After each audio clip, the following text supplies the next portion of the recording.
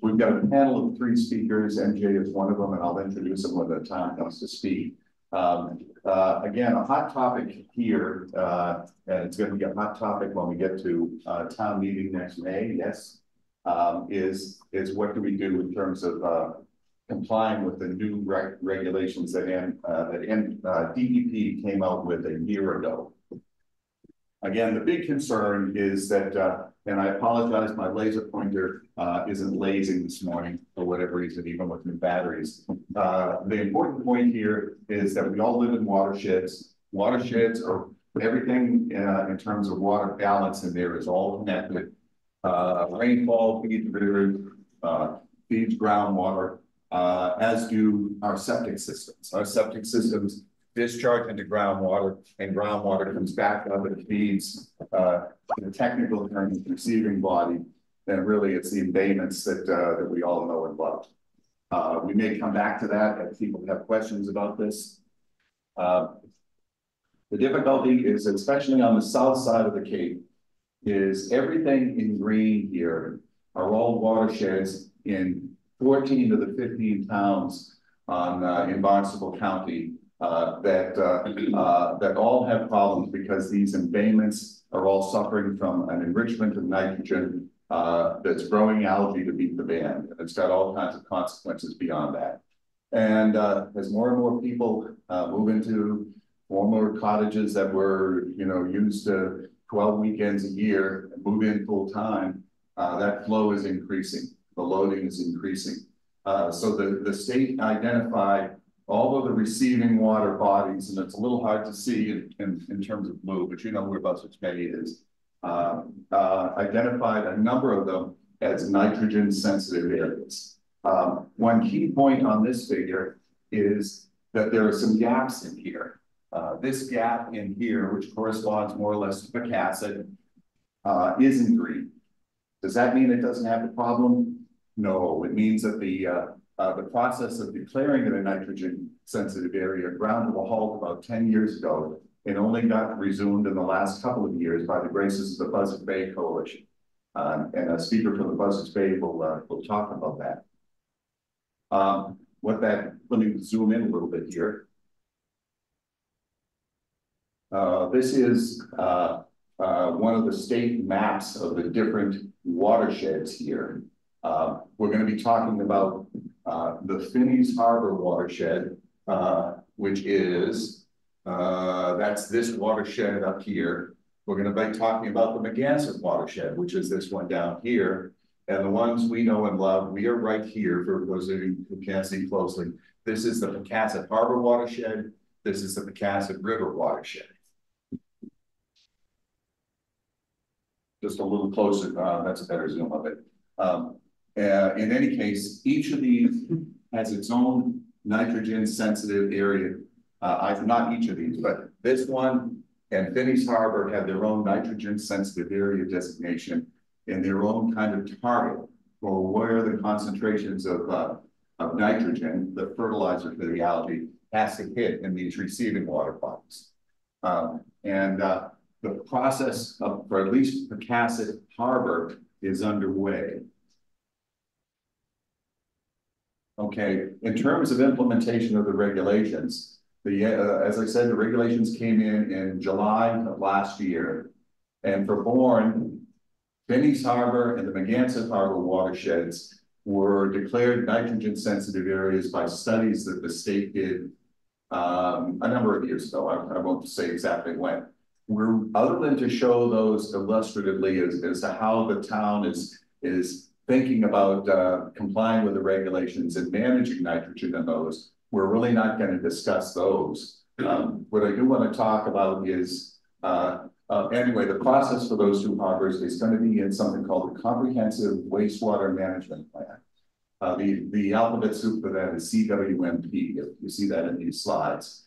And the last is for Pocasset Harbor and Pocasset River, stay tuned. Works in progress, but whatever happens there is going to happen after the implementation process starts in the CWMP for the 2 above. Really, a plan for the last 2, for Pocasset Harbor and Pocasset River, is not going to be in the version of the CWMP that goes to town meeting next May. And the CWMP, I guess, would have to be modified a little later once it's a target for nitrogen reduction for those that's reached is identified. Then they're declared at nitrogen sensitive areas, and then the town will then come up with a plan and modify that CWMP. A couple of timelines that I want to point out here. This is from what's going to be in the CWMP that you will all see, and probably late this fall, there'll start to be kind of public awareness meetings to just lay this stuff out for everybody. But I'm going to jump the gun a little bit. The Cliff Notes version is that the town's plan for Finney's Harbor, which is essentially everything north of Monument Beach, up as far as perhaps Gray Gables. Gray Gables north, it flows right into the canal, and it's not a designated problem. The town's approach for that is to sewer enough homes in that area to reduce the nitrogen load and send the sewage to an upgrade of the middle school wastewater treatment plant that already exists. So those will be sewered at some point. And I don't know what the total number of properties that will be sewered, but it's significant. And the town is going to do this by going to the state and applying for what they call a watershed permit that gives them a 20-year window implementation plan. It lays out how to get this done over 20 years. Oh, I guess I have two numbers out here. Phase 1 and phase 2 of this, which would be the starting to connect homes in the Finney's Harbor watershed. See those arrows way up to the right? That's out around 2030 where the implementation for those will take place. Okay, from Pocasset Harbor down here, we're now in what's called a 2-year grace period. But the town, the current thinking right now is that this will be left to the Department of Environmental Protection to manage, as opposed to Finney's Harbor, which would be the Bourne Sewer Authority, Sewer Committee, or but then because this is dealing with septic modifications, they're going to leave this to the state as opposed to burdening the Board of Health, the health agent, et cetera, to do the implementation and enforcement of this. And this would be done, again, in a 5-year window, about 270 houses. The plan is beginning very soon, 57 houses a year. And the state, I guess, we get to select who the early adopters here are. Moving real quick before I turn this over to the speakers. Now, for the ones we care about, this is our watersheds, Pocasset Harbor and then the Pocasset River. Once again, up here, they're not going to be discussed in detail in the CWMP. The so-called deciding what the target weight is for nitrogen. If you think of the analogy of putting the watershed on a nitrogen diet, those are studies that are being managed by the Buzzards Bay Coalition. And Dr. Rachel Jakuba, who is the science vice president for the coalition, is going to talk about that. Sometime at the end of 2015, 2025, we expect that there's going to be approval of this by the Department of Environmental Protection, and then designation of the Pocasset Harbor as a nitrogen sensitive area. And at that point, the clock starts ticking. There's a 2-year grace period, and then it remains to be decided what exactly is going to be done. For the Pocasset River, it's likely, both of these are likely to have septic system upgrades. The alphabet soup for that is GUIA, General Use Innovative Alternative Septic Systems. And I don't see him here. Is Jim Deneen here by chance? Well, no. I was hoping to have a resident who's put one of these in 15 years ago in Pachywissa come and talk about his experience with it. For the Pocasset River, the studies have barely begun. The studies have just started. There's no budget to the Buzzards Bay Coalition or anybody else to pay for this yet. So what that means is we are we'll wait to see what goes on. There could be a demand from the state to do it. There could be a public interest law firm that decides to sue the town to get the thing going. Hopefully not. But eventually, both of these will probably need septic system upgrades in one form or another. Those numbers up there, 355, 355, 300, we don't know what that target is, but it's bigger than a bread box. It's a lot of houses, a lot of money. So there's kind of a lot riding on this. Let's see, we're on. As I said, we've got a panel of experts here who know about this. Rachel Jakuba is the science manager. She's the manager of this project and the science manager for the Buzzards Bay Coalition. Rachel, I have to say we have something in common. We are fellow copperheads, as I call us. Over my career, I did research and projects on copper for about 45 years.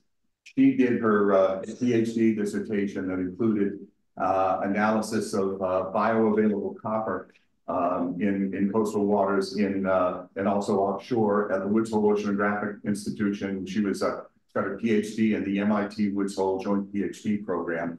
And both of us have basically commiserated over long hours in the middle of the night, cursing at arcane machines that we're trying to measure copper with. We've shared the same pain. Keith Barber is here more or less as a private citizen, but he is very well informed on this. He was one of the ringleaders that started the Pocasset Water Quality Coalition a number of years ago, as he, like many others, watched the water quality degrade, watched the aquatic life disappear, etc. And he's now the president. He also sits on the town wastewater advisory committee. He is here speaking as a private citizen. He doesn't represent really the positions of either of those organizations.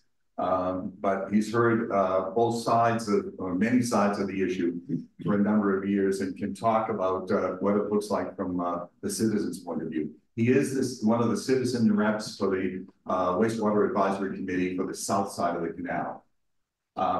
MJ Mastrangelo has a long history of involvement with boards and committees. She was chair of the finance committee, as I recall, and I can't recall all the other committees that she served on. She is now chair of the select board and is also chair of the wastewater advisory committee. And she will amplify and presumably correct some of the stuff that I just said about what the town's current thinking on complying with these rules are. And with that, I'm going to turn this over to Rachel. Slides up now. Yeah.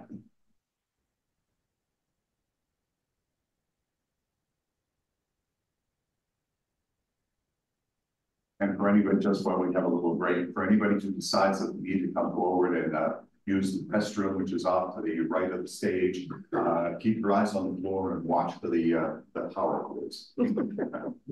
There's a cone, there's an orange cone there, so you should see that as a caution. All right, well, thank you.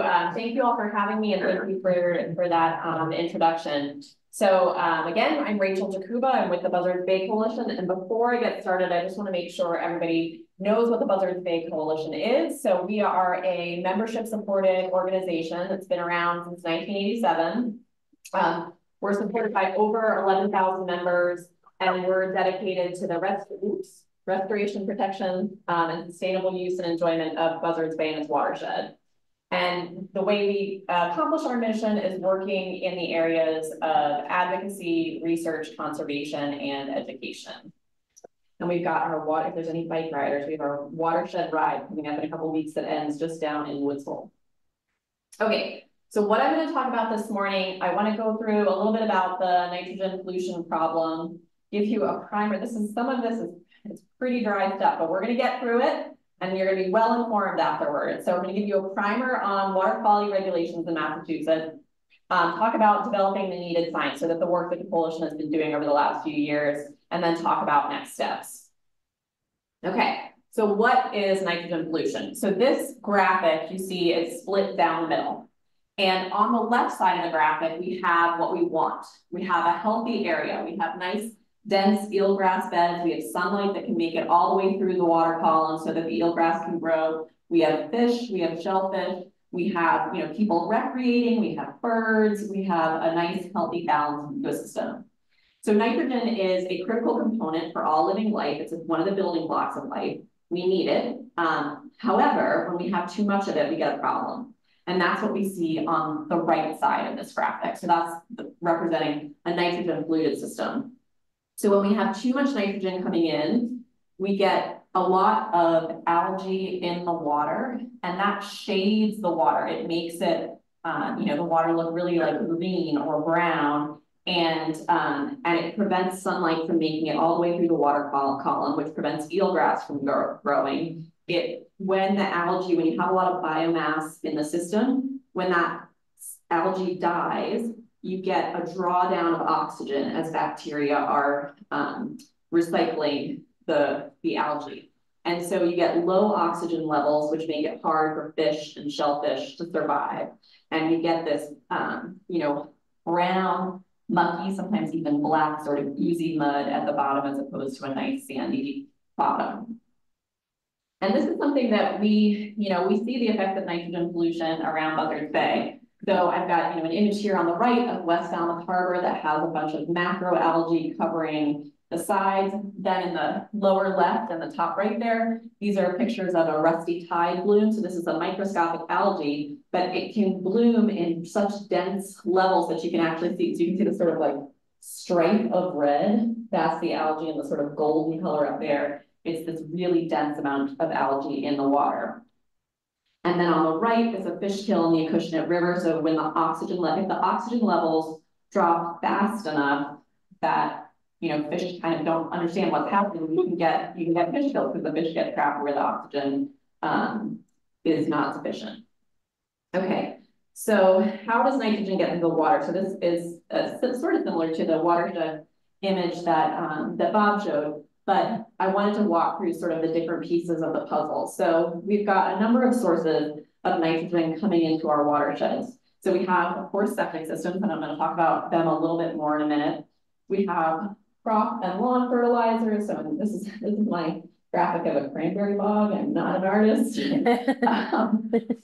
Farm animals. Then we actually have a fair bit of nitrogen coming in from the atmosphere. So both as dry deposition and as rain. And part of the way that that nitrogen gets into the atmosphere is through fossil fuel combustion.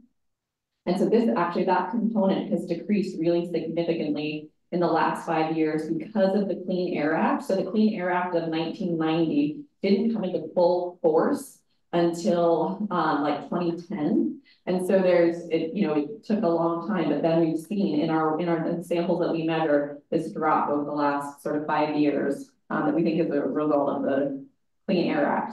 Then wastewater treatment plants, although one note is wastewater treatment plants, you know, our septic systems don't really treat for nitrogen, whereas our wastewater treatment plants generally do a very good job of treating for nitrogen. And also sources from road runoff and other paved surfaces when it rains. All right, so I want to talk for another minute about septic systems because around Cape Cod and southeastern Massachusetts, septic systems really are the elephant in the room. They're our major issue when we're thinking about nitrogen pollution. All right, so this is a standard Title V septic system. Yeah, do you have a question? Yeah, just on your prior chart, what are the primary of all of the things you showed? What are the large percentage of the nitrogen? Yeah, so there's a few different ways to think about it. Septic systems, and it depends on the exact watershed. Typically on Cape Cod, septic systems, wastewater is our biggest source of nitrogen. And that's usually septic systems. There are some watersheds that have wastewater treatment plants, and then those can be large, but in general, it's septic systems. The atmosphere is another really big source. That is unfortunately one that we have very limited control over because it's, it's air coming from, industry in Ohio, and the like, making it onto into our airshed or into our area. Road runoff then is typically the next. So impervious surfaces, we call it, or paved surfaces, followed by fertilizers. Is typically the sort of order, but it does depend on the watershed. And I'll talk a little bit more about that. So I do want to talk about septic systems a little bit further because they are such a big issue in this place. So this is a graphic that I stole from the Barnstable County of a home and showing our wastewater. So when our wastewater comes through all our drains, it goes into a septic tank. Some of that goes then into a distribution box that feeds it into our leach fields.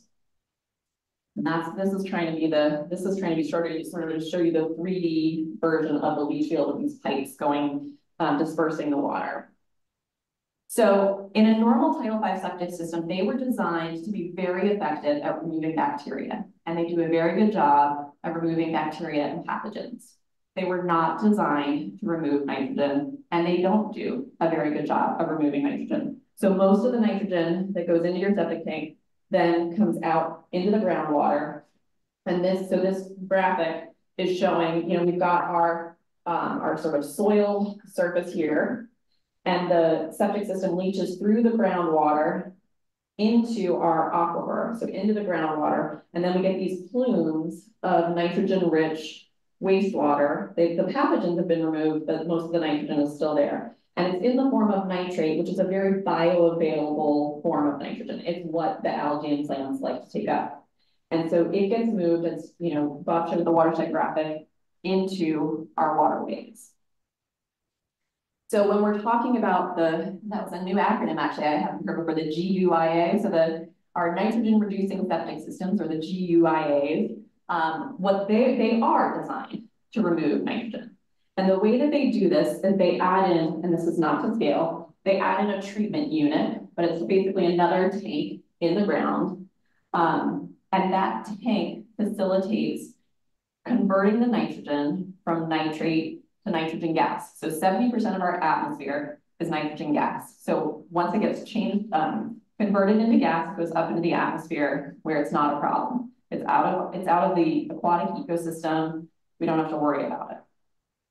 And so now we have these much smaller arrows of nitrate. So these systems can typically remove about 70% of the nitrogen. Some of them can actually do much better and get as high as 90%. Some of them are more around 50%. But the sort of, in terms of thinking about moving forward for towns to meet wastewater goals, I think everyone's looking for the systems that are 70% or above in terms of their removal of nitrogen.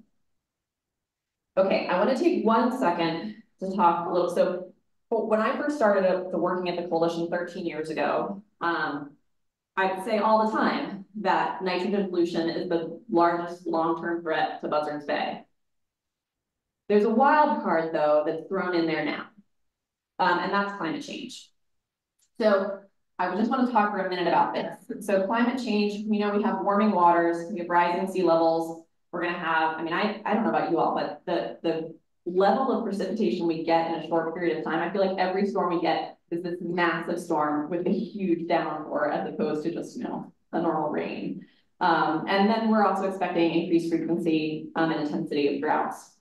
So this factors into our nitrogen pollution problem because warming waters, that promotes biological activity.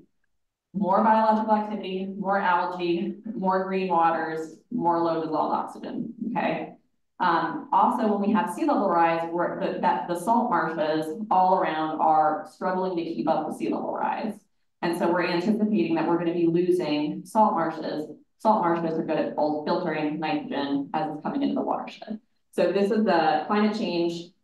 This is all I'm going to say about climate change today, but it's just something that's additional in the background that's making our job harder.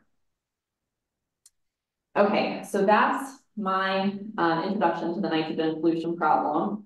So now we're going to get on to a primer on water quality regulations. Okay, so how are water bodies managed in Massachusetts? So first, the state has to say for each water body, what they think that water body should be. Should it be clean and healthy? Can you swim in it? Can you fish in it? Or is it more of an industrial receiving water that maybe doesn't have to have such high water quality standards? And they set that for all the water bodies around the state. Every 2 years, they have to look at all those water bodies and say, well, you know, if I want it to be fishable and swimmable, is it right now? Or is it look more like a, you know, an industrial receiving water? And understand where all the waters fit on what we call this impaired waters list. So to see whether or not each water body is meeting the water quality standards that have been set for it. Now, if a water quality is impaired, then the state says there has to be a total maximum daily load or TMDL established. You can think of this as a nitrogen pollution budget.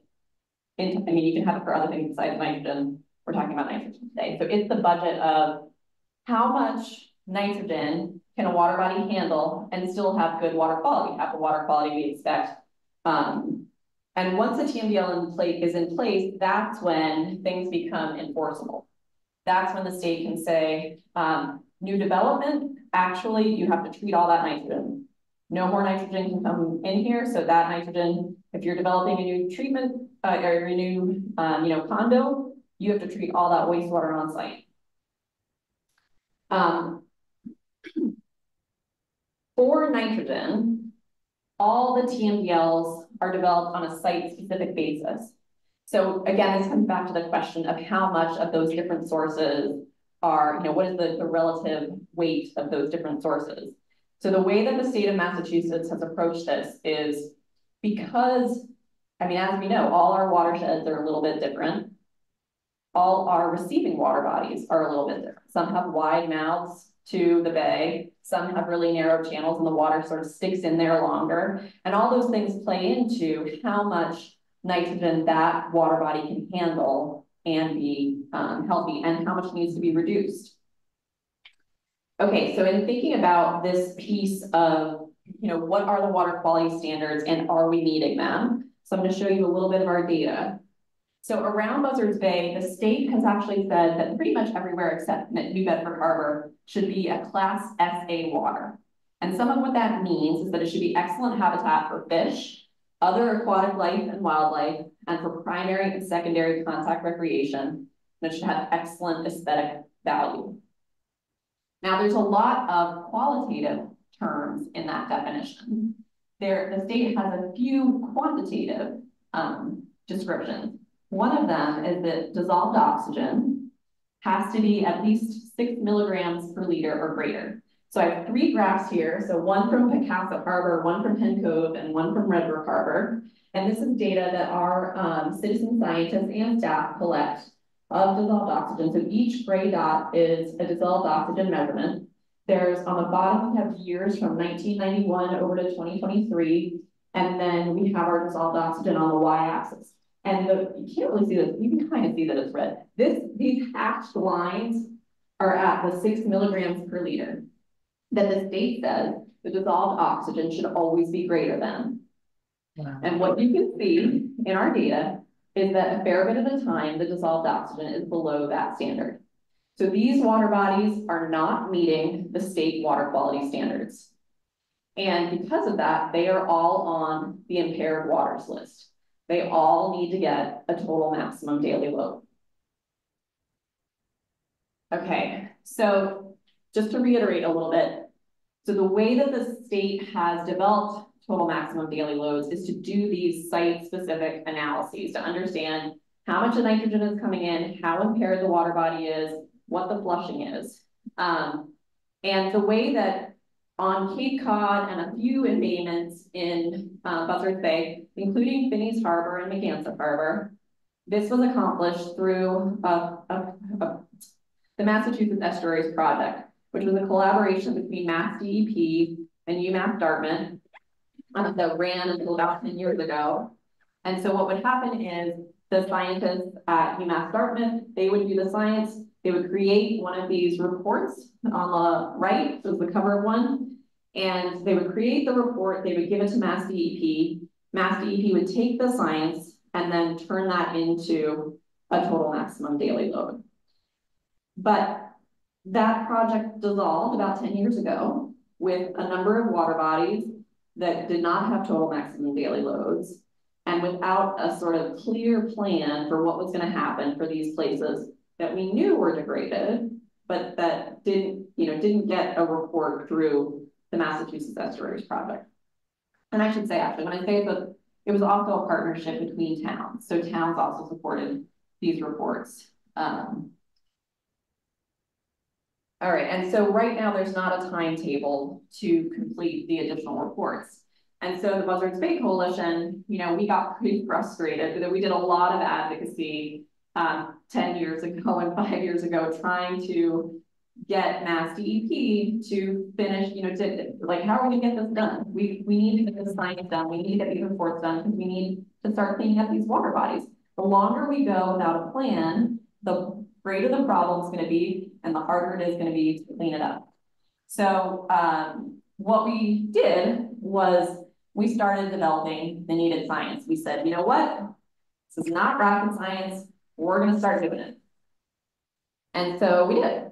So I just want to walk through what the different parts of a nitrogen threshold study are and what we've done. So first, you have to know what is the ecological condition. So how healthy or how degraded is your water body? And there's 3 pieces in that. So it's looking at the bottom or the benthos, it's looking at the water quality, and it's also looking at a keystone habitat or ecosystem engineer, eelgrass.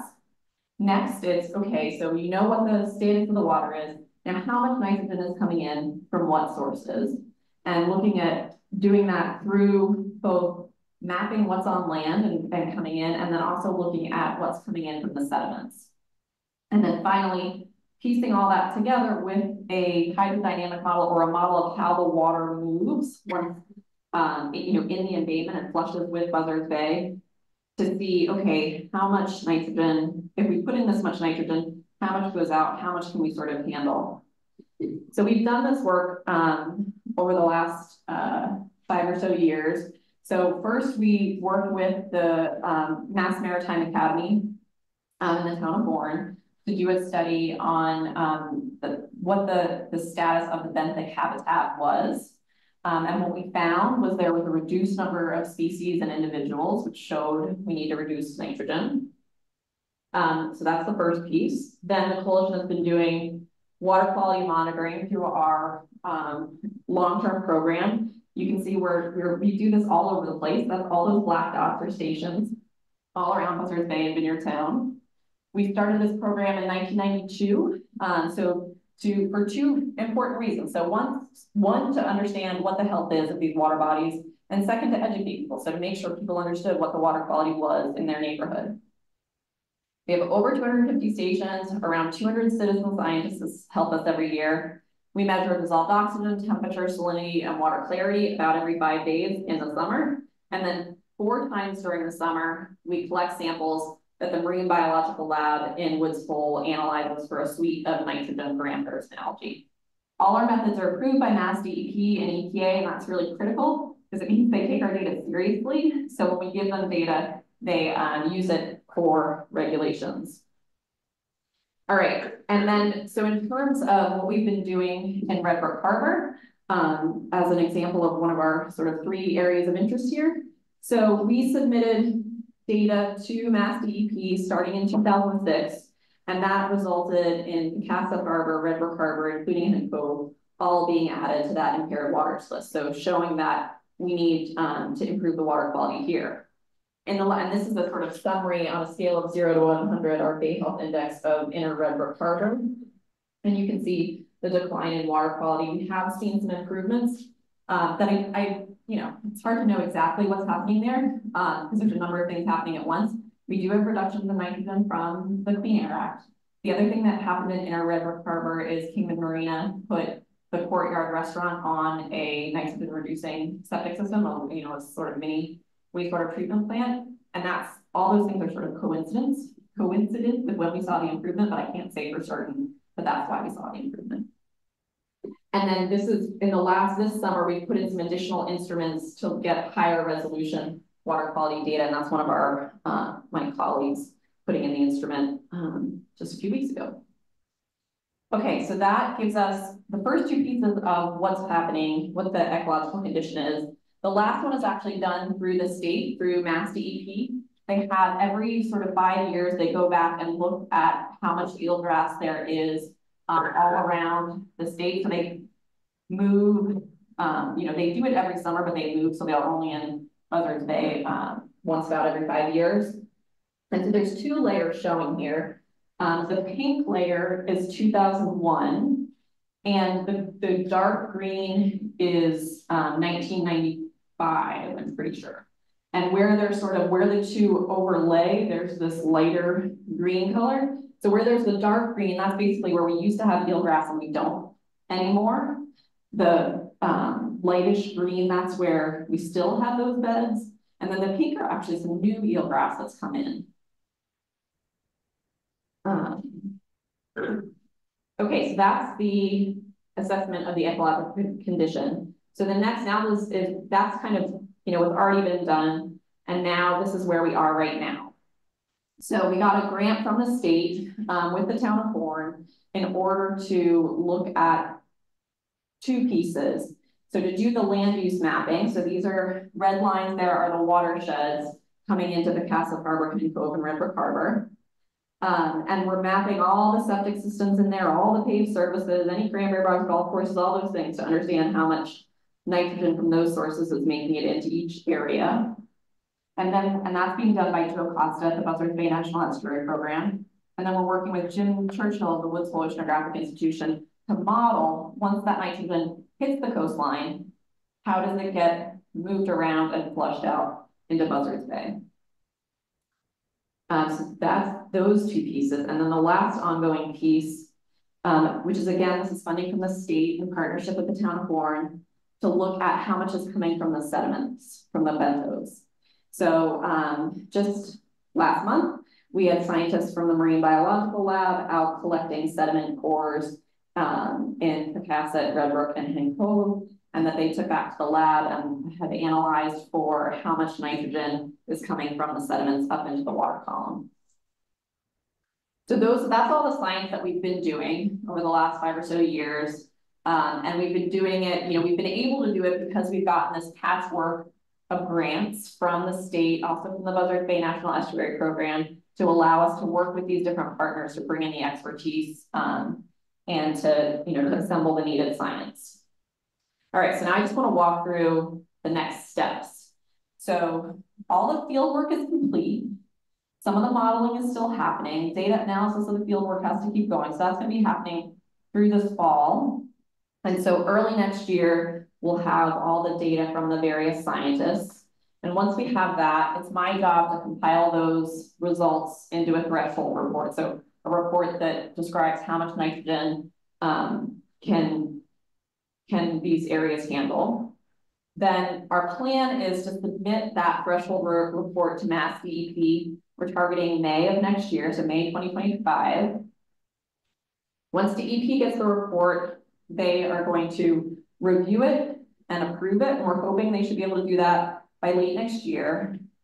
And then they turn it into a draft total maximum daily load. They basically, what those reports, the reports have a huge amount of detail and all the science background, and then the TMDL report basically just takes the conclusions and puts them into a draft TMDL. Once the draft TMDL is on the street, there will be public meetings. It's really important that town members come to those meetings and let DEP know we want our water cleaned up. That helps them. Then they will pass it on to, they'll take any feedback that the community gives, create a final TMDL, which usually is not very different from the draft. And they submit it to EPA for approval. And then within 30 days, EPA is supposed to approve that TMDL. And once you have an approved TMDL, that is also your nitrogen sensitive area designation. So that's. Could you be a little more specific on the timeline of 2026? So I can be specific on the timeline that I control, right? But So- your best guess, I don't know how. So I think I would expect by the end of 2025, we have an approved report. I would say sort of by the middle of, so this is 2025, so by the middle of 2026, we have a draft TMDL. Then they usually have, so the public comment period is probably 2 months. And once Mass DEP submits the TMDL to EPA, so they'll take if they have a public comment period of 2 months, it's probably going to take them another 2 months to sort of put that into their report and submit it, the final TMDL to EPA. EPA, I'm pretty sure it's either 30 or 60, but I'm pretty sure it's 30 days that EPA has to approve or disapprove the TMDL. I'm not aware of anywhere where the time that they've just. They can petition somebody can petition for 60 days for an extra 30 days. Okay. Anybody. Yeah. So there could be an additional 30 days if someone petitioned. Yeah. But what I will say is that Mass DEP, definitely this is something where the squeaky wheel gets the grease. So if the town is pushing for, that the coalition has, I know this because we have pushed for a lot of TMDLs to, writing letters and saying, where are these things, and calling and pushing them helps to move things along. So you're thinking probably by the end of 2026, we will let. Oh. Yeah. So yes, but that's, yeah. Yeah. And could you restate the embayments that will be included in that? So that's Pocasset Harbor, Hen Cove, Redwood Harbor. Not Pocasset River? Not Pocasset River. So we have not done, so if we go back,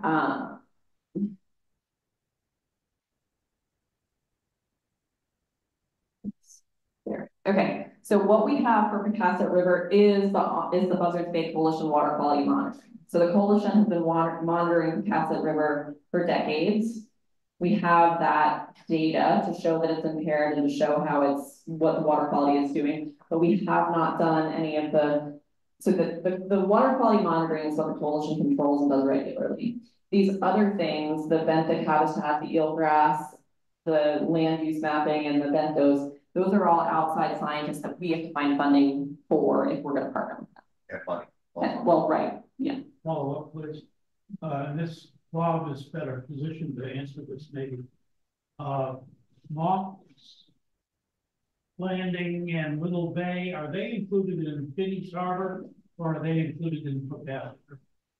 Little Bay, essentially around Toby Island. That's what you're talking about. Yeah. That, Oh, yeah. Can you go back to your map? No, you don't need. Watershed. That's It's a different watershed.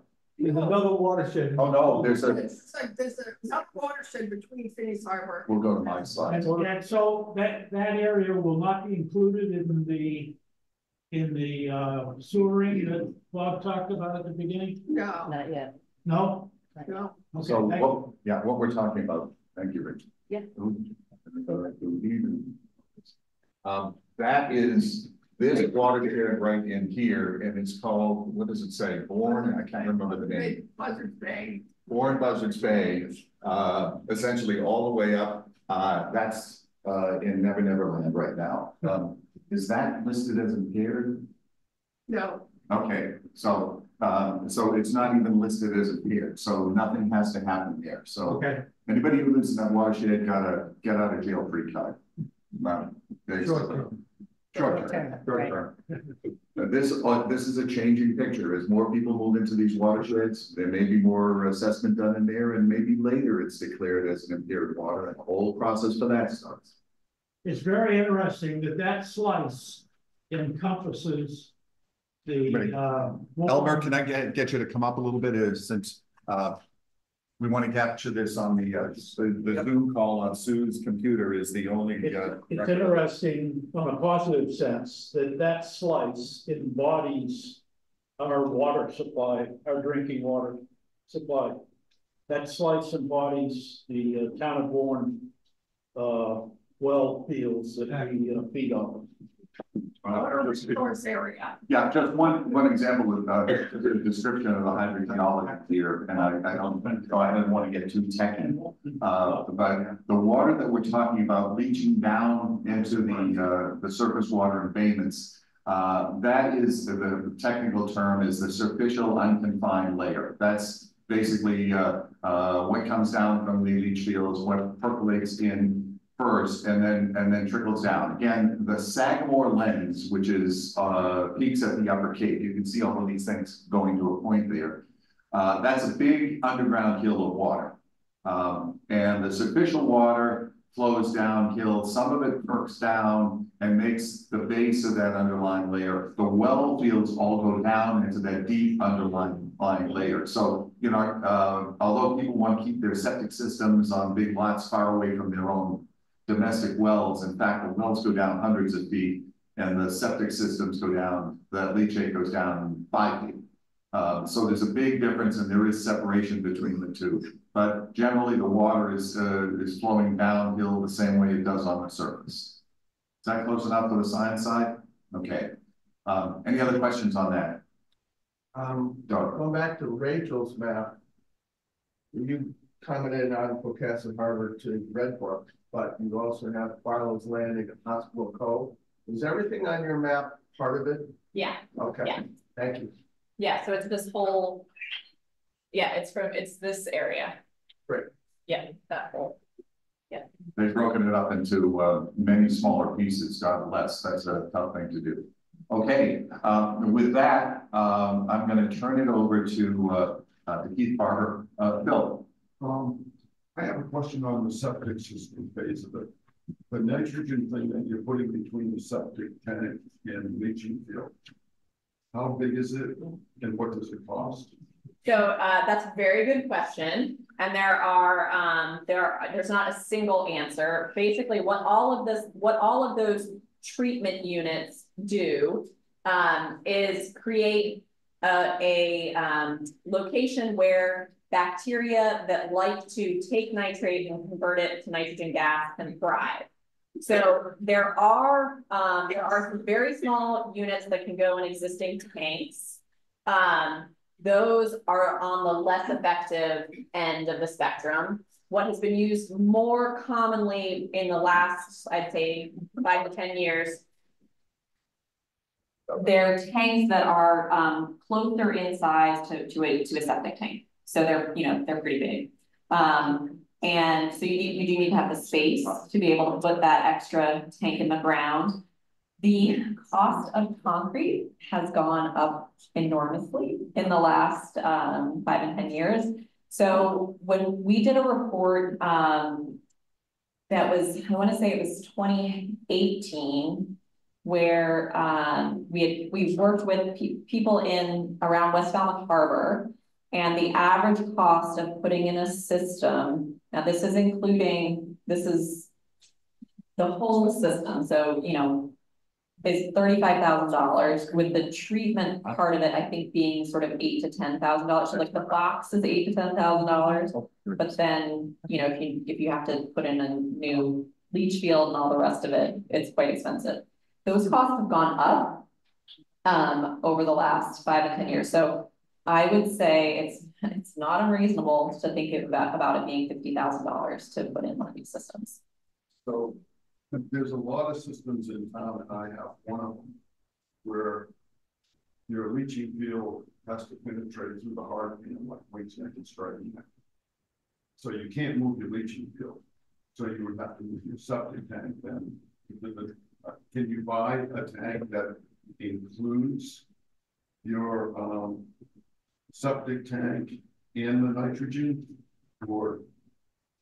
Bill, I'm going to park that question. We're not the right people here. There's an excellent speaker who will get in for another speaker. Maybe MJ could bring it in for one of the town speakers on this call. His name is Brian Baumgartner, and he is the head of what's called MassTech, the Massachusetts Advanced Septic System Test Center. That's basically over on the base in Mashpee. And that's where if you have one of these systems, you've got field tested on their property and then pilot tested in a bunch of places. Right now, there are 48 different systems approved by the state and a whole bunch of others that are there, and they're improving all the time.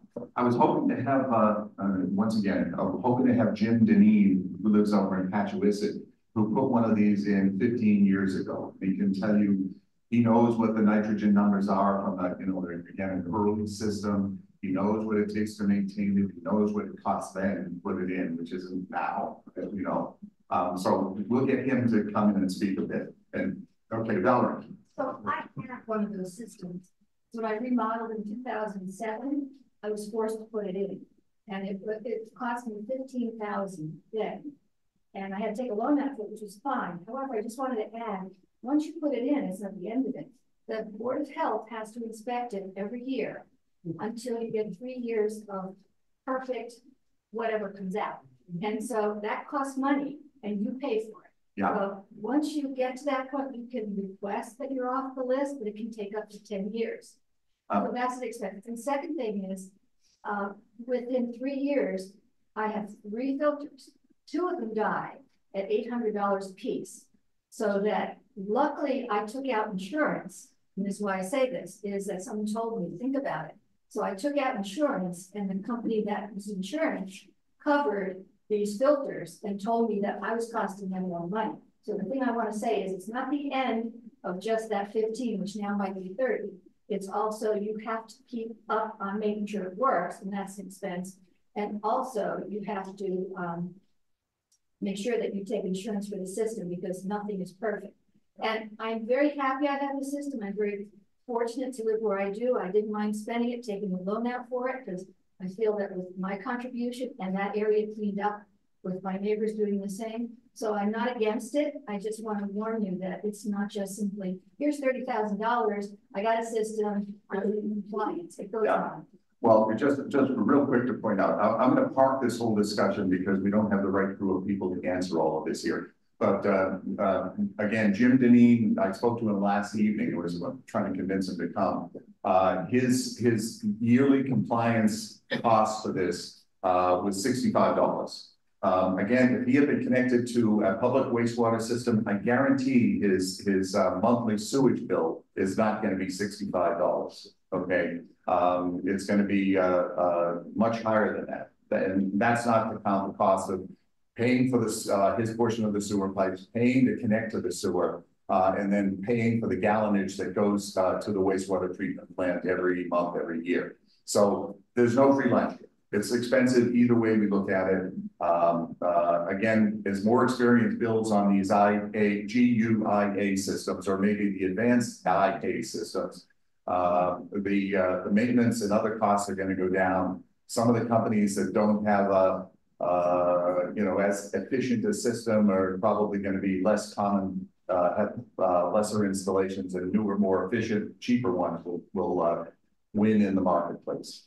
With that, I'm just going to park that discussion. This is all extremely relevant discussions about what the cost is going to be. But I'm going to go on, and I'm going to turn this over to Keith right now to just talk about his perspective. Keith, you want me to put those timelines back up? I think I'd like the watershed slide. Rachel, did you have any final thoughts you wanted to? No, we can park it. Okay, I have to. I have to real quick log in to Zoom here. Give me 1 second. Little bureaucracy. So just for introductory, I do not have a doctorate in anything.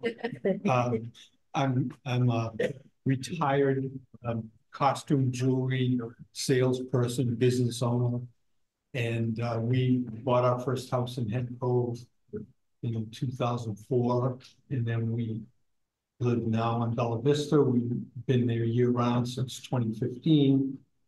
So I knew absolutely nothing about anything. I came from North Attleboro. We had town sewer, and we just paid the bill semi-annually, and that was the end of it. So I'm fortunate enough to have been roped into being part of this by Frank Gatson. We all owe a debt of gratitude for his persistence to get this started. So currently I'm the president of the Pocasset Water Quality Coalition. I'm the vice chair of the wastewater advisory commission with MJ.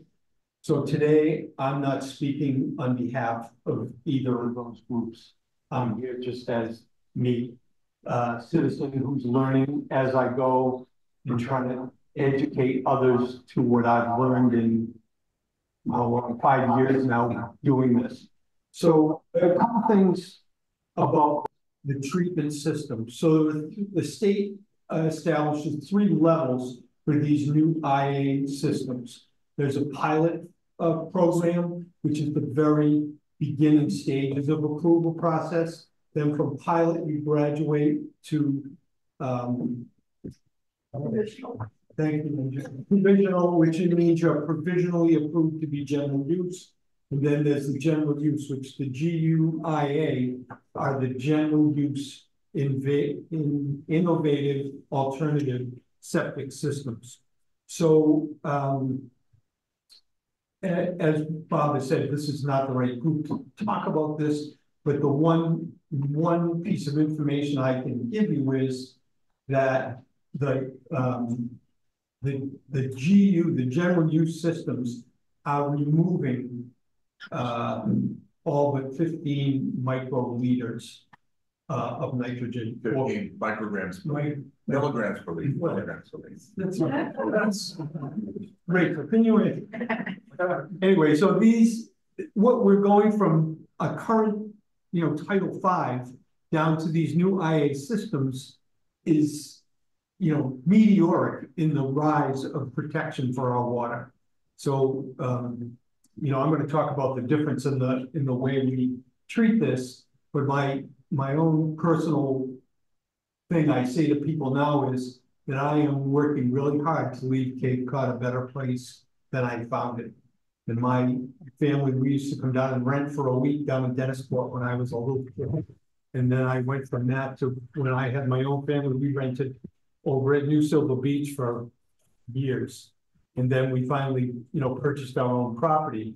So to say that I have a history here is pretty serious comment when you can see what has happened to commercialization, to home building. We have McMansions now, and like Bob said earlier, so many people the family has history in Cove or Patchawissa or Pocasset Harbor, and they, tore down the family beach cottage and built a mini McMansion.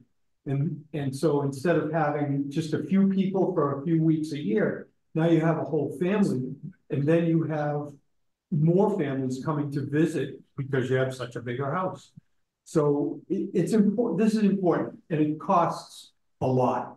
So my wife and I are in the process now. So our Title V system was put in when our house was built in 1978. It still passes for Title V regs. So we are of the opinion that this is going to get done, and we're not going to wait. So we've already have our engineer. We've already paid him half his money. We're having our perk test done the end of this month, and we hope to have a new IA system installed by the spring. So what the way the regulations are going to work, the state has given the towns the option of asking for a watershed permit.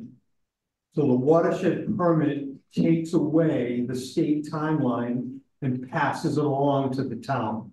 So then the town would have 20 years to execute the watershed permit.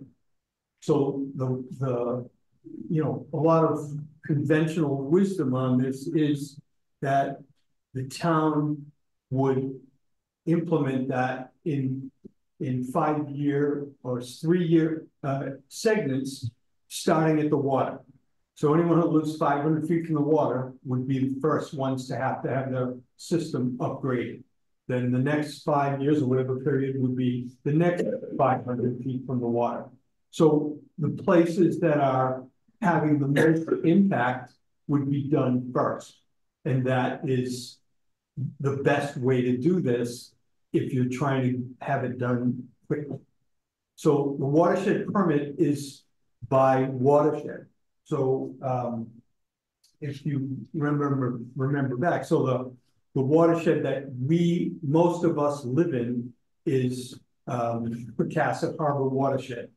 So that covers all the way to probably to Wings Neck Road from the end of the Megansett Squatee watershed. So all of Redwood Harbor, all of Pocasset Harbor, all of Hen Cove, all would be in that watershed. So this is Keep the slides up. there it is. So that you can see how big of an area this is and how many properties are included in that size of an area. So as Rachel pointed out, the timeline for this, so let's assume the TMDL is approved by, let's say it's early 2026. So that's when the new regulations would go into effect for this watershed. Want me to go to the timeline? Yeah, that's okay. We can stick with this one. Thank you. So, again, the state would give us, it's a 7-year window to start working on that in, if there's no watershed permit. If we just go with the state regulation, the town doesn't get involved, the state manages it. So everybody in this area would have 7 years to get a new Title V system. Everybody. So that 7-year period, is going to be chaotic because first of all, there aren't enough installers. The equipment isn't being manufactured fast enough and supply and demand is going to kick in. So this is why my wife and I are going forward now, because we're going to use a GU or we're going to use a provisional approved system so that when the regulations kick in, we're already done. And we're not fighting over with our next door neighbors. I'm going to pay him 10 grand more than you just so I get mine. No, we're not. You have So, a cost on that? What's your projected cost on it? for where we live, our backyard is the salt marsh. So our system has to go in the front yard, which is not that big. So best guess right now, it's $60,000. So that's what's coming. So that's how the process would work without a watershed permit. If the town were to ask for and be granted a watershed permit, then the town would manage the timeline. So the 20-year watershed permit can be broken into whatever segments the town would feel would work, how it would be practically applied. Again, just a guess about the 500 feet from the water, 1,000 feet from the water progressively until everyone all the way back here has a new Title V system. Where am I down here? Back here. So this is not something that's going to go away. You can't wish it away. You can't hope it away. It's going to happen. And if we have children, we have grandchildren, or if we have great-grandchildren, we're only going to improve what we're leaving them. So again, watershed permit is one way to do it. Letting the state manage it in the 7-year timeline is the other way to do it. So I think you might be able to tell the way I would do it if I were doing it, but this is just my opinion. I'm not controlling any of this. So what I've learned in the 5 years of the Pocasset Water Quality Coalition is that we all have caused this and we all need to fix it. Mm-hmm. So if you have come to any of our annual meetings, Z. Crocker, who's the Pied Piper of water quality on Cape Cod, the first thing he said as our first speaker was, if you want to know who caused this problem, look at yourself, look who's sitting next to you, look at your neighbor. And the difference really is that the technology has improved.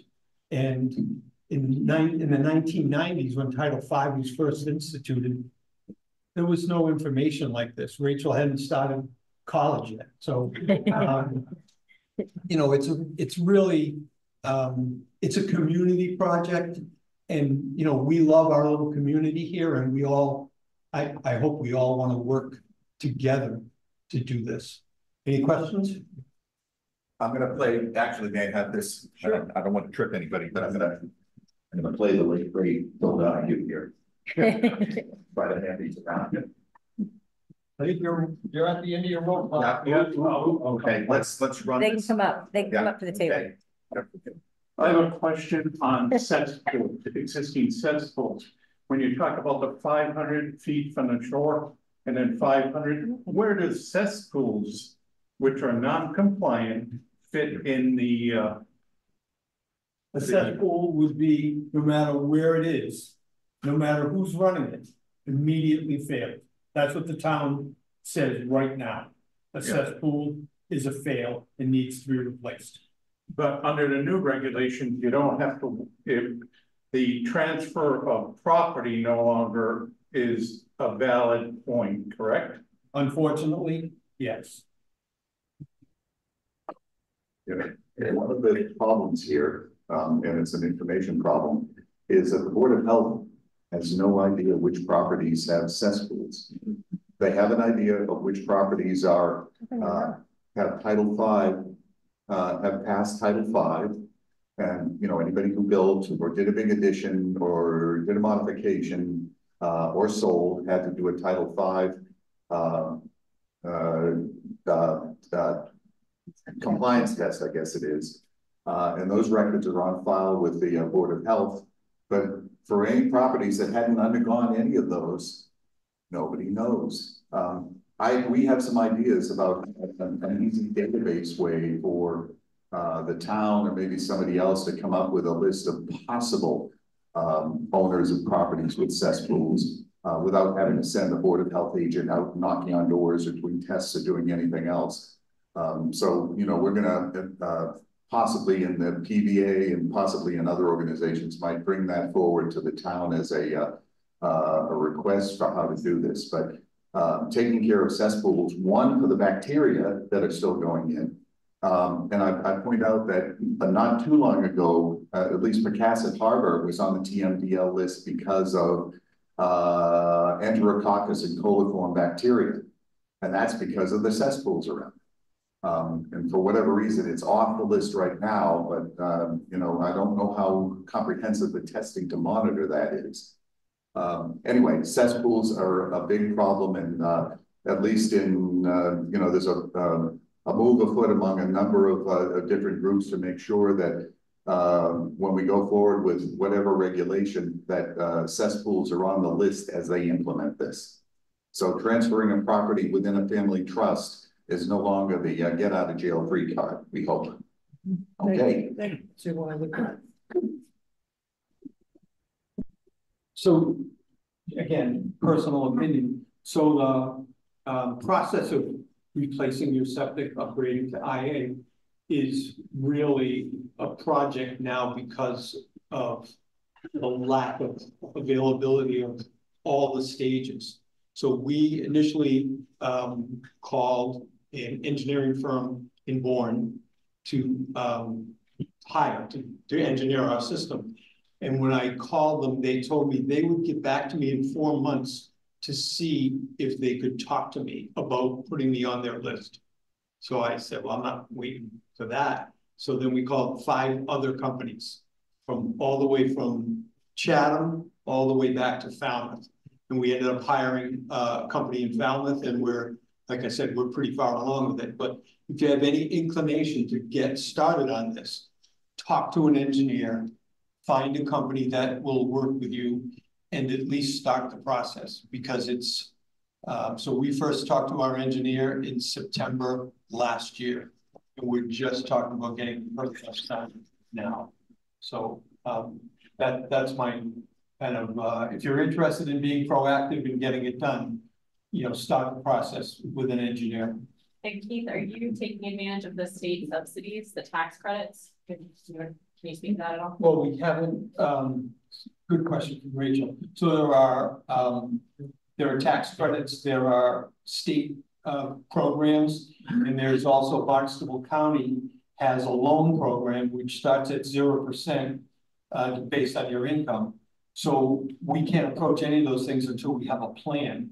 So once we have the plan, which we'll submit to a contractor comes back with a quote, then we can start those processes. That's an excellent tip. Is there are ways to kind of mitigate your, gigantic bubble costs by, spreading it out or at least getting a loan towards it.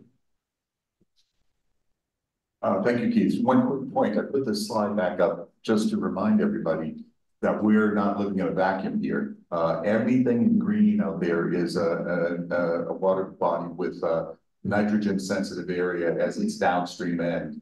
And so 13 other towns, one way or the other, are going through this process.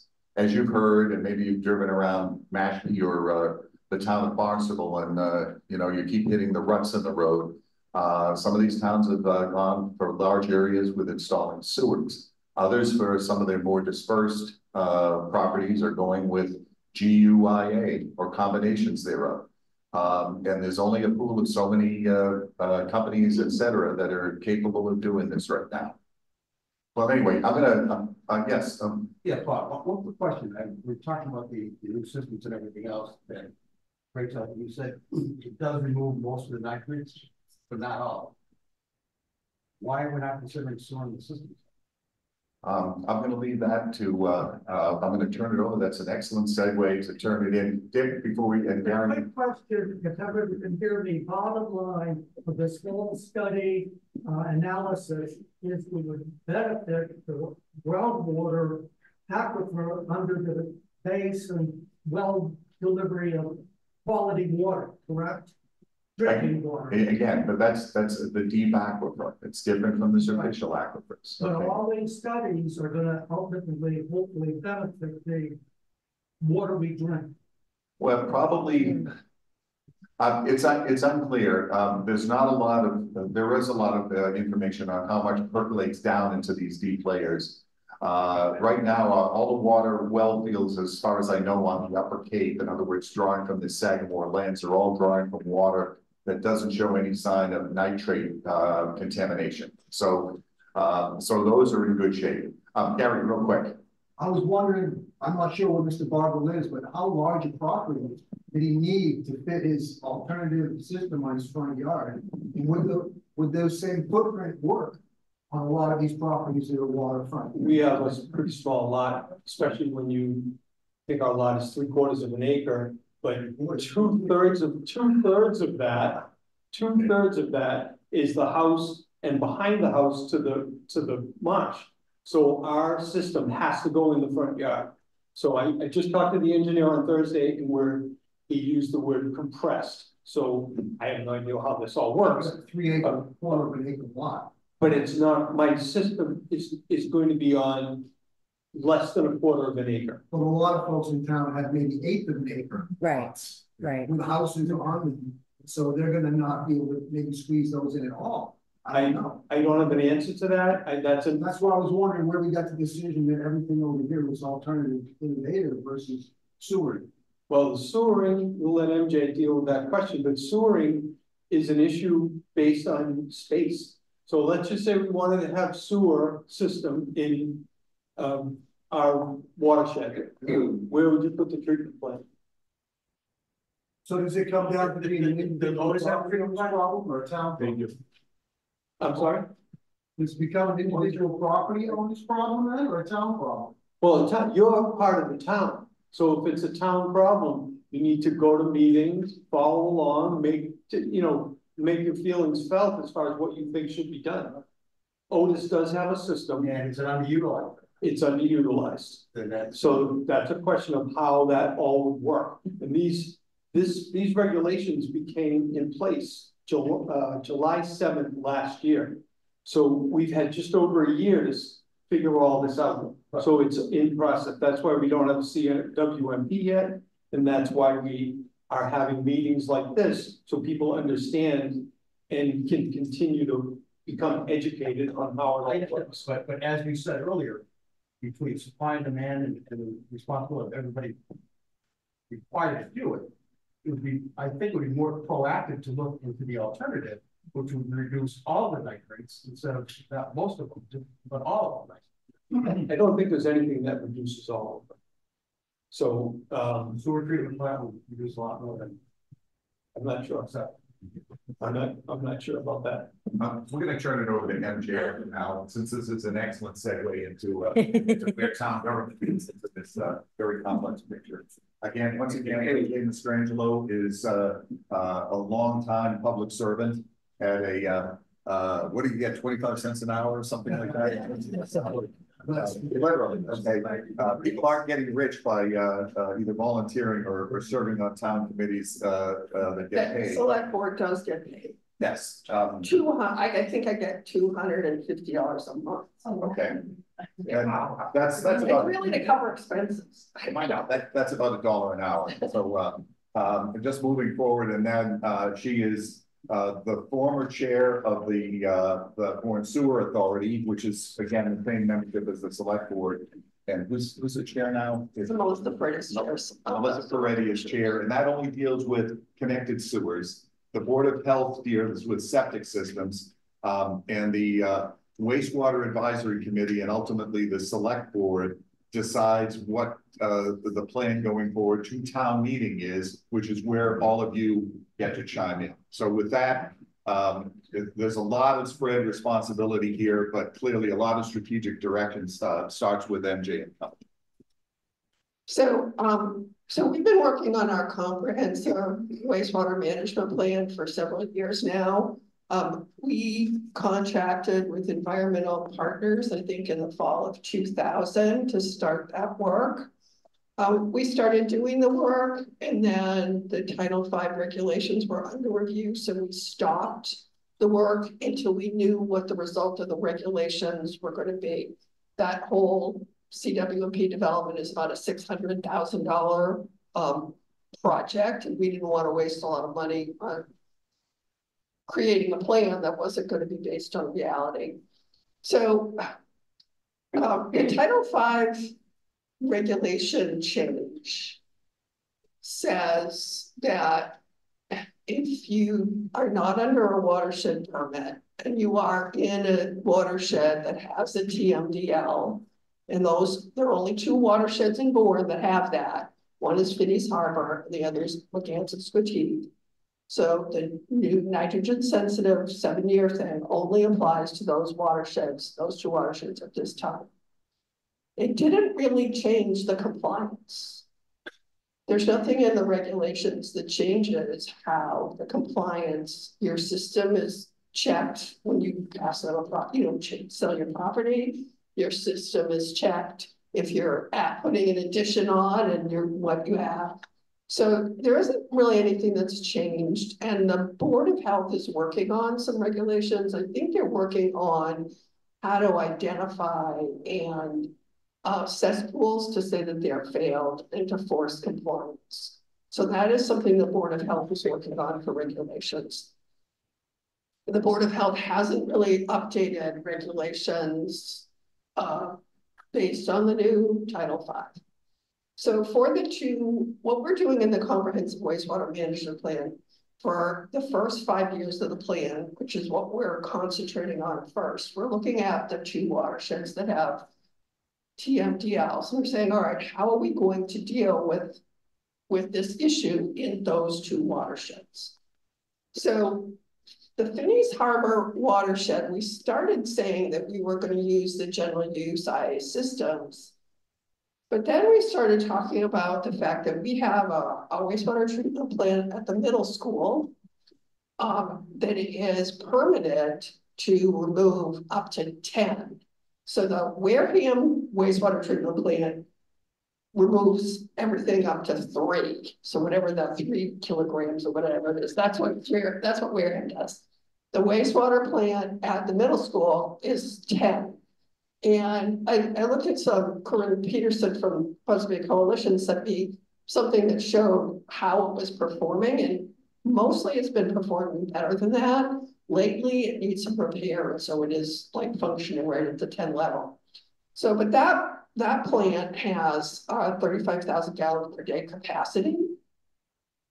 And they're currently using 8,000 gallons per day of that during the school year. So when we started looking at the comprehensive wastewater management plan, we said, well, maybe we should use some of that capacity and sewer some of the Phineas Harbor watershed using that wastewater plant. So that's what we're starting to look at. And environmental partners identified 400 and something houses that needed to be sewered in order to get us to meet our TMDL. Not the plant would have to be, capacity would have to be increased in order to do that. We have to check and see if there's enough leaching field to do that. The plan, the draft plan that we've been looking at has looked at the cost differences. So in the CWMP, we look at what's the cost for doing general use IA systems, what's the cost for solving the problem of storing. We compare the operation maintenance costs, we compare the capital costs, and that's what we're in the process of doing now. The select board has started meeting in workshops on Wednesday afternoons at 3 o'clock, about once a month for an hour and a half, to spend real quality time in the details of the comprehensive wastewater management plan. We had a meeting, I think July 23rd. We had another one early in September, I think September 4th. Those meetings are the select board and the wastewater advisory committee. They are filmed by Board Community TV. So if you are having a rainy Sunday afternoon and you're looking for something to do, you could watch this to see the discussion that's going on. So in the Phineas Harbor, if we're going to do that sewering plan, we will be going for a watershed permit. A watershed permit is most useful when the town is in control of the plan. So for sewering, the town is in control of the plan. The town says this is the area they're going to sewer. If you're on that road, if you're along that area, you're going to pay a betterment. You're going to be required to connect. And so the town is in control. How we pay for that and who pays for it, with betterments or with other financing, state revolving fund loans, how we pay for that is another step in the process that we'll have to investigate.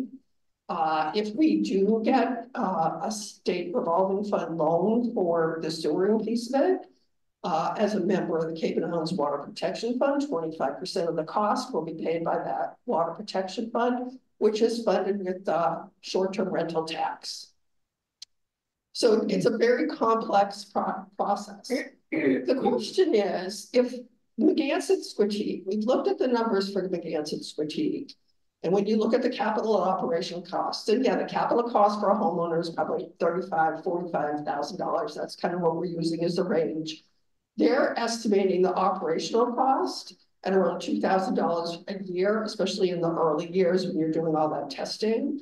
We're talking about having a responsible management entity, hopefully with the county that would help us with the testing of all these systems if we do put them in. So, but when you look at sewering Megansett-Squeteague versus IA systems, if you have an IA system that will remove the same 10 milligrams and it's less capital cost, you know, the cost of sewering actually the lines itself, the cost of maintenance, looking at it, you know, in dollars to dollars, like what makes the most sense? It seems that from Megansett-Squeteague, for the small number of homes that have to be done, that the IA systems makes the most sense. It is not the plan to go for a watershed permit in that area because the town doesn't control it. The town does not have a mechanism now to force people to put in systems. And even if we had a watershed permit, we wouldn't have a mechanism to force people to put in systems. We can do things to help create different financing ways that might be helpful. One of the things that we've talked about in the town is creating a wastewater infrastructure fund that would be funded by a surcharge similar to the CPA fund only it would provide money for wastewater infrastructure, whether you were a homeowner and need to do your septic system in your house, or whether you're a part of the sewer system and help with the betterment. So we've had preliminary discussions with CPA about maybe reducing the CPA and then adding the wastewater infrastructure fund. Both Mashpee and Sandwich did that in order to help fund their sewers. So what I'm going to say is being educated on the comprehensive wastewater management plan and what the town is, the decisions the town's making, understanding the complexity of the decisions is something that's really important for people to pay attention to. We're hoping that after our workshop on October 22nd, we will have our draft plan for submitting to MEPA that we can have a public information section on in the beginning of November. Then we would submit it to MEPA for a comment review and their comments, and then hopefully be ready for going to the special town, to the town meeting in the spring. The comprehensive wastewater management plan is not cast in concrete. It is a plan. It says we're going to try to get 57 homes done in per year in McGann and Squatee. Whether that's actually going to happen or not is going to play out over the 5 years. We'll kind of see how it goes. It will change. It's adaptive when you make decisions and you say, okay, we're going to do this at the middle school, or maybe we can't expand it. Maybe we have to have more IA systems. Maybe the campground, the Bayview campground becomes, upgrades their systems from, and helps remove a lot of nitrogen. So it's a plan that's going to have to be managed. It's going to require staff. It's going to require funding, and it's going to require people to do their part for our water quality. I'm happy to answer questions. Once again, I'm going to walk around the board, not trip anybody.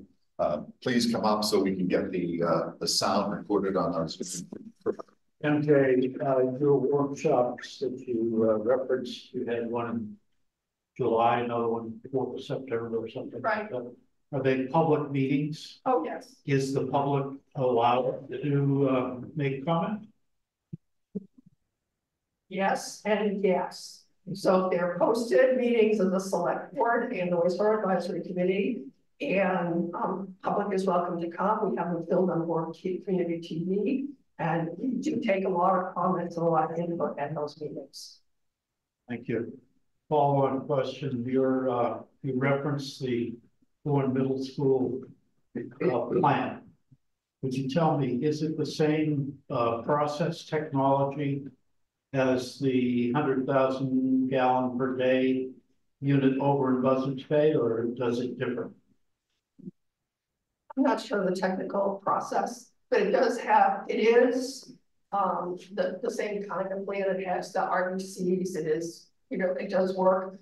We've got allocated $2 million in the capital plan to do an upgrade of that plan because it's 20 years old, so it doesn't need upgrade. But it is a function of similar kind of. Yes.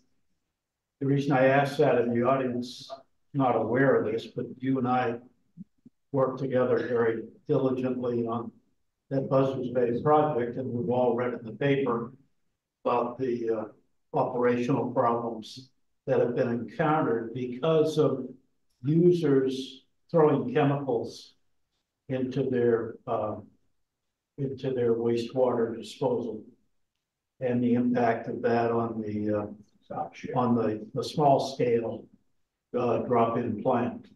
I'm personally, because of our experience, I'm concerned about what you might call regional or neighborhood sewer disposal systems because of their sensitivity to chemicals that have adverse effect on the operation of the unit. Are you concerned about that as well? I think it's a good question. We have had some problems with quaternary ammonia at high levels that tend to kill the biology bugs that, you know, are what makes the plant work. We've started an educational program. The new Matt's with you, who's our new DPW director and is the head of the sewer department now, has been working with the people, the users, and they've done some educational work so that people become more aware. I mean, it's like flushing wipes. I mean, it's the huge problem in the sewer system and where it is. Flushing wipes because they're not flushable, even though they say they're flushable and they come up the roads. Thank you, MJ. Okay, John Frank. I think the elephant in the room here really is the cost per homeowner. And I mean, I've read things that say the state might have a loan program or might be some kind of tax rebate. But I'm a retiree, and the idea of spending $35,000 to $65,000 is just, it's virtually out of the question. It's very, very expensive. So when you talk about Phineas Harbor and sewer, are those residents going to face the same kind of financial burden that we would face as individual homeowners on their taxes? Because if you're talking about $35,000 to $60,000, how do you send someone to bill for that? How do you get them to pay that? I'm very confused about the entire process as to how much the town is going to underwrite as opposed to the individual homeowners. So that's a question for the town. So when we built the wastewater treatment plant in Buzzards Bay, the sewer users paid $2.4 million of the cost, and the town and grants, and we got a lot of grants. We got MassWorks grant for $1.8 million. We got an economic development grant for $4 million. We got Cape and Islands Water Protection Fund for another $1 million. So basically what happened is that the town and the sewer users split the cost of the net cost. And there were some initial impacts on those sewer rates where they went up a little bit more than we would have hoped, but they're going back down again now because now we've got new users that are helping to pay for the cost of the land. So it has to be done on a case-by-case basis. And answer globally, I think we have to look at it. And even for the homeowners for the septic system, the county loan program, you can pay for it over 20 years, and they have 0% if your income is certain. You have to have a CWOP, I think, to actually qualify for that. But that's a long loan program, and it actually, I think it becomes like a betterment, kind of the same thing as what happens with the sewer. So if you want a sewer, it's done by the betterment costs and done by user fees that would be part of the Buzzard Space System as part of the enterprise fund. Those users are paying about $1,100 a year, plus any overages over the base overage that they use. So there's a cost either way. And I think it tends to pan out about the same way. Thank you. Just real quick, past experience. How many people here lived in the Boston area and had originally sewers connected to the Metropolitan District Commission? No. We'll just going back in time. Again, only people with gray hair are allowed to answer that question. The MDC operated a couple of treatment plants. I did a site visit to the Deer Island wastewater treatment plant in the 70s, early 70s.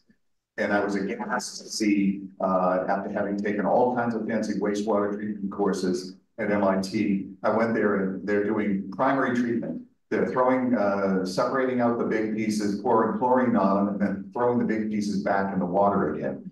And I asked the plant manager, I said, this doesn't, there's this new thing called the Clean Water Act, and this doesn't achieve the requirements of that. And he said, well, there's 56 towns and cities that put stuff in here, and they kind of haven't agreed on trying to upgrade our plant. Well, guess what? A judge finally said, you guys haven't agreed on how to upgrade the plant, so here's my orders on how to do that. And I think, I don't know, they're at $8 or $9 billion right now in terms of capital improvements for the 56 towns. one of my classmates became the executive director of that. And in between death threats from people who said, well, gee, I've always thrown my sewers in this way and it's never cost me that much. Why is it costing me this much now? You know, as the old stupid commercial said, you can pay me now or you can pay me later. And if you pay later, it's going to cost more. And again, this process is ongoing. The law's been in effect for 50 years now, and this is something that we cannot escape. Okay, with that, I'm going to call this to a close, and I want to. Absolutely. So totally different topic. The select board voted at our last meeting to bring a request for $1.5 million for purchasing 171 Clay Pond Road, which is the Spencer's Garden, for a Southside Fire Station. So that will be at the fall special town meeting, and it's a lot. I want to congratulate one of our board members, Wayne Sampson, who's been chair of that committee, and finally the can stop looking down the road. So that process is underway. God bless. I'd also like to point out that if anybody needs some artwork for your walls, we have the ongoing art sale, and we'll put the screen up and you can go up on the stage and make us an offer for any of these wonderful pictures. A lot of these were done by the little art program that Claire Saley ran upstairs down by Barlow's Landing for many years. Others were other paintings from similar programs, all by amateurs that were donated. And if you would care to make a donation, make the donation to the Pocasset Village Foundation, and it will go toward our scholarship program.